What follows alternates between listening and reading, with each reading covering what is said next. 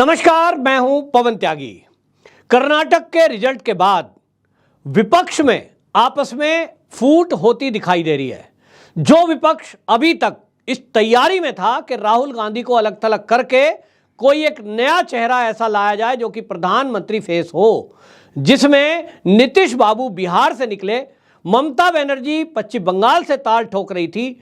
इसी तरह आपको देखें कि महाराष्ट्र में शरद पवार अपने आप को बड़ा लीडर बताकर दिल्ली में विपक्ष की मीटिंग ले रहे थे, और इसी में अरविंद केजरीवाल दिल्ली के जो सीएम हैं वो भी प्रधानमंत्री बनने का दावा ठोक रहे थे, ऐसा उनके प्रवक्ताओं ने भी कहा है।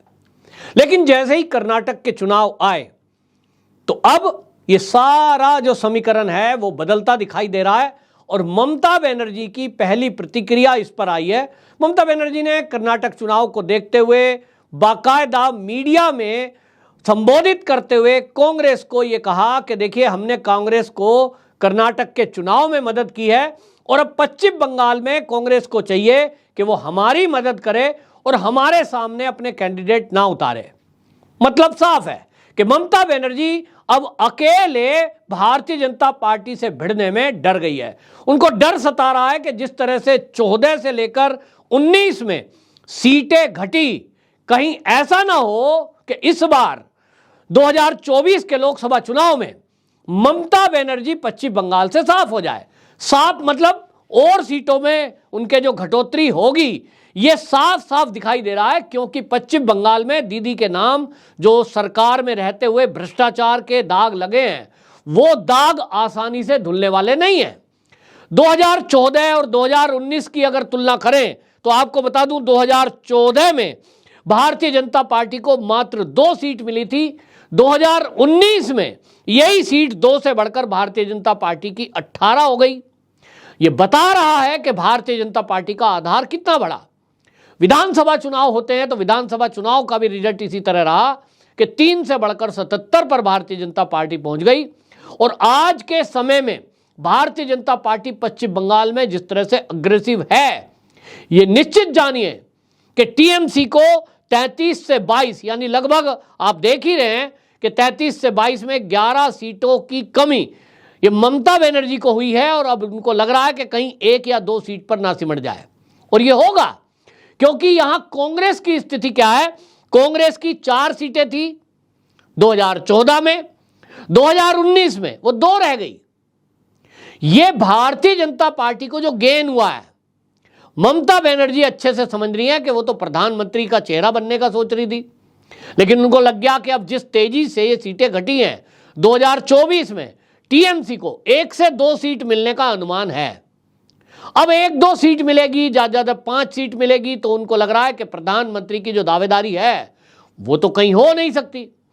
इसी तरह से अगर बिहार की बात करें तो वहां पर पश्चिम बंगाल में तो 42 सीटें हैं, बिहार की 40 सीटें हैं, और इस 40 सीटों में आरजेडी जेडीयू का जो गठबंधन है, वो गठबंधन नीतीश बाबू ने इसीलिए बनाया क्योंकि उनको लगता है कि अकेले दम पर तो वो प्रधानमंत्री का दावा नहीं कर सकते, जेडीयू की अकेले की सीट आएगी नहीं, और इसलिए उनको लगा कि तुम जो है ये एक सौदा कर लो कि जो बिहार है उसकी सत्ता वो लालू फैमिली को सौंप देंगे, यानी तेजस्वी यादव को, और इधर उन्होंने सोचा कि तेजस्वी यादव को सीएम बना दें और उस फॉर्मूले पे काम करें कि मुझे पीएम के लिए वो सपोर्ट करें।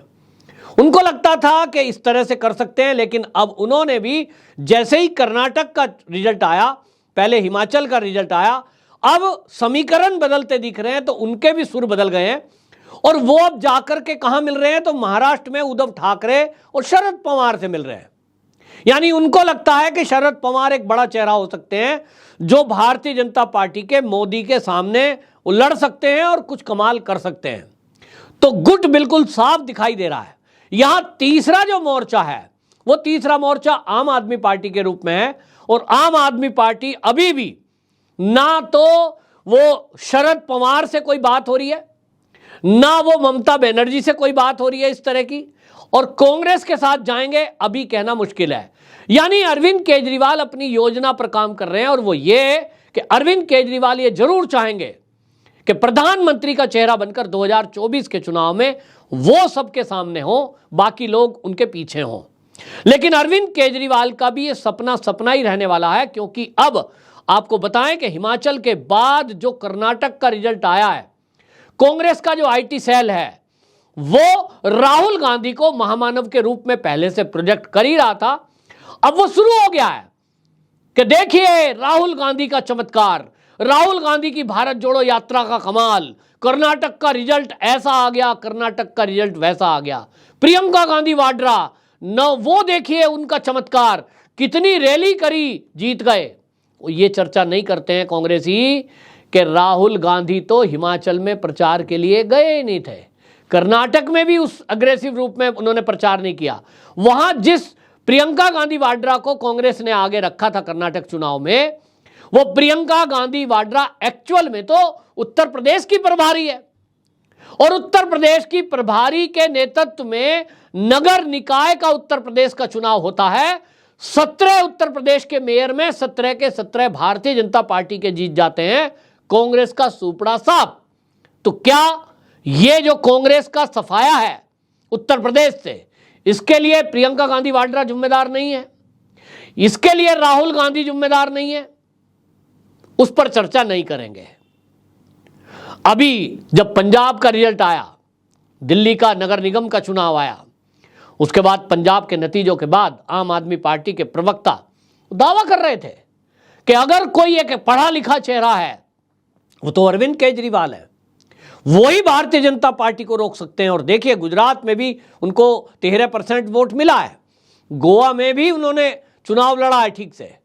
तो उनको लगता है कि अब अभी देखिए संजय सिंह ने उत्तर प्रदेश के नगर निकाय में जब जीतने के बाद कुछ सीटें आई हैं, उसके बाद प्रेस कॉन्फ्रेंस की, तो उनकी बॉडी लैंग्वेज और प्रेस कॉन्फ्रेंस में उन्होंने शुरुआत ही यहां से करी कि देखिए सबसे पुरानी पार्टी इस देश की कांग्रेस है, लेकिन कांग्रेस से भी ज्यादा सीटें आम आदमी पार्टी की आई हैं। संजय सिंह क्या कहना चाहते हैं? संजय सिंह राहुल गांधी और प्रियंका गांधी वाड्रा को और कांग्रेसियों को यही तो बताने की कोशिश कर रहे हैं कि भाई कांग्रेस से बड़े हम हैं, कांग्रेस से ज्यादा ताकतवर हम हैं। भारतीय जनता पार्टी और मोदी तो अरविंद केजरीवाल से डरते हैं, हर प्रेस कॉन्फ्रेंस में यही बोलते हैं।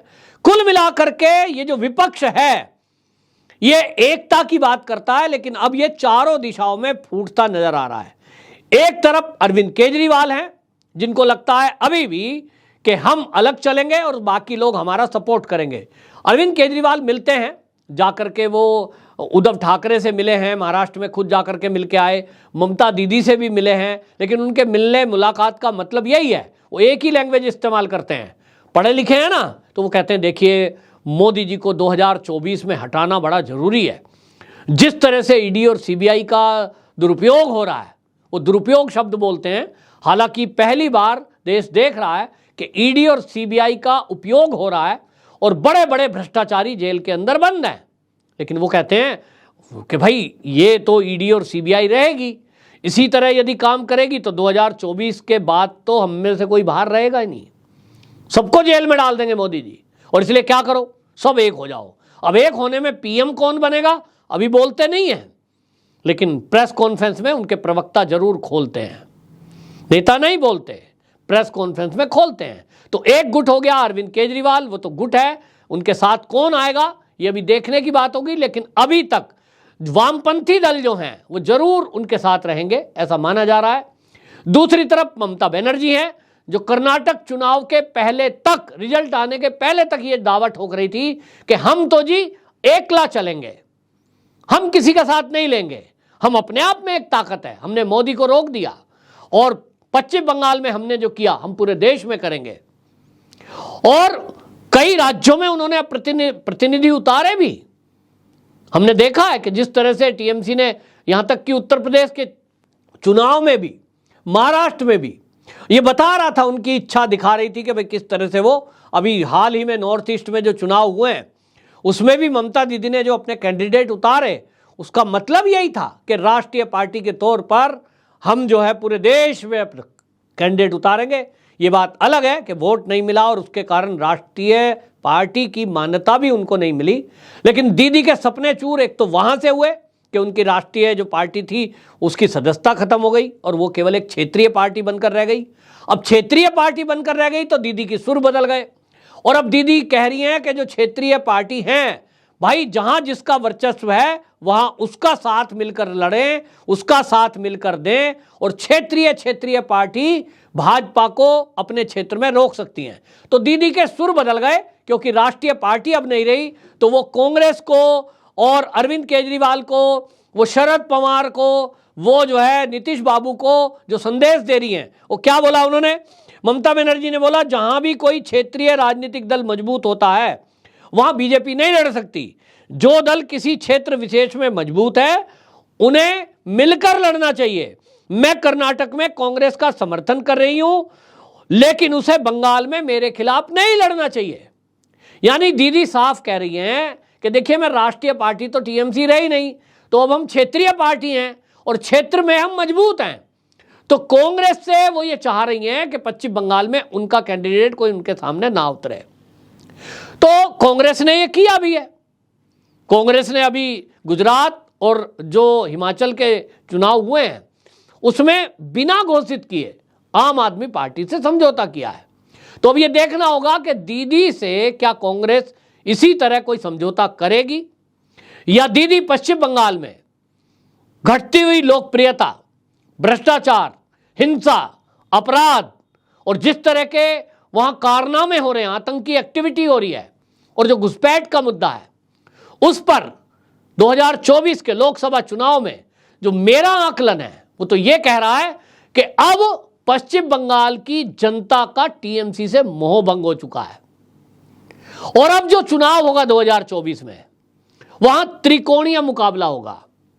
एक तरफ कांग्रेस खड़ी होगी क्योंकि कांग्रेस को अब लगने लगा है कि राष्ट्रीय पार्टी के नाते भारतीय जनता पार्टी को वही टक्कर दे सकती है और राहुल गांधी को ही देश का प्रधानमंत्री बनना चाहिए।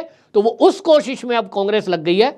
2 राज्यों के रिजल्ट के बाद उनको लगने लगा है कि राहुल गांधी टक्कर दे सकते हैं और इसलिए अब वो किसी क्षेत्रीय पार्टी से इस तरह का समझौता नहीं करेंगे। अभी तक के मूड से ये लग रहा है। तो पश्चिम बंगाल में यदि कांग्रेस, टीएमसी और बीजेपी ये लड़ती है तो निश्चित जानिए फायदा भारतीय जनता पार्टी को मिलेगा और अगर टीएमसी कांग्रेस मिलकर लड़ती है तो भी लाभ भारतीय जनता पार्टी को मिलेगा। पिछले रिजल्ट भी रहे हैं, लेकिन अब की बार भी आप देखें कि 2019 के चुनाव में भी कांग्रेस ने पश्चिम बंगाल में चुनाव लड़ाई कहां है। आप लोकसभा चुनाव देख लीजिए, इसके अलावा विधानसभा चुनाव आप देखिए 2022 का, कांग्रेस कहां थी पश्चिम बंगाल में? कोई बड़ा नेता चुनाव लड़ने के लिए गया ही नहीं। यानी एक तरह से कांग्रेस ने तय कर रखा है कि भारतीय जनता पार्टी को जहां जिस क्षेत्र में, राज्य में क्षेत्रीय पार्टी टक्कर दे रही हो वहां वो अपना प्रत्याशी और प्रचार नहीं करेंगे, ना प्रत्याशी मजबूत उतारेंगे, नामचार को लड़ेंगे जरूर। तो दीदी को अब लगने लगा है अपना डर और उनको लग रहा है कि अब वो उस रेस से बाहर हो गई हैं कि वो प्रधानमंत्री फेस बनती, लेकिन अब उनको राज्य में यह भी डर सताने लगा है कि कहीं 1-2 सीट लेने में भी वो पिछड़ ना जाएं। अगर कांग्रेस पश्चिम बंगाल में अपने प्रत्याशी उतारती है 42 सीटों पर तो दीदी के लिए यह भी मुश्किल हो जाएगा कि अपना कोई एक कैंडिडेट वो जिता पाए और इसीलिए दीदी के सुर बदले हुए हैं और कर्नाटक के रिजल्ट के बाद उनके मंसूबों पर पानी फिर चुका है और वो कांग्रेस के पीछे अब लाइन में कहीं खड़ी हुई नजर आ रही है। वंदे मातरम।